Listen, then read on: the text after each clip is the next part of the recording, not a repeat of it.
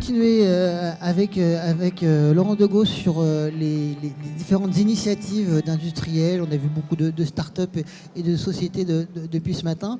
Et donc avec vous, Laurent Degos, Deuxième Avis, vous êtes président du conseil scientifique de Deuxième Avis. Qu'est-ce que c'est que cette initiative ? Deuxième Avis est une initiative pour pouvoir apporter une expertise par la télémédecine auprès des patients. On peut s'apercevoir qu'aujourd'hui, bon nombre de personnes ont déjà un premier avis, donc déjà un diagnostic, déjà des examens complémentaires, et se trouvent avec une issue thérapeutique pour laquelle ils pensent, ou en tout cas ils jugent qu'il pourrait peut-être y en avoir d'autres. Ou même le médecin traitant, et c'est le plus souvent le médecin traitant, qui lui a certes un deuxième avis, un premier avis, je veux dire, venant d'un spécialiste, mais voudrait avoir un deuxième avis aussi parce que ça engage trop la vie de la personne.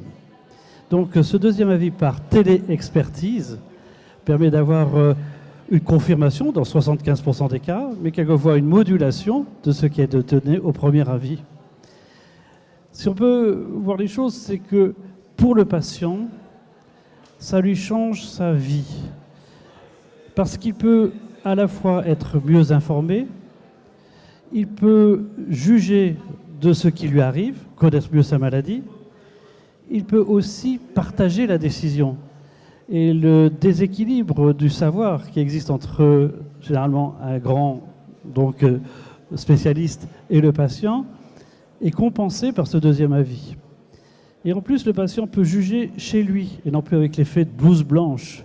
Il peut voir sereinement ce qu'un expert lui propose par rapport à ce que dit son spécialiste.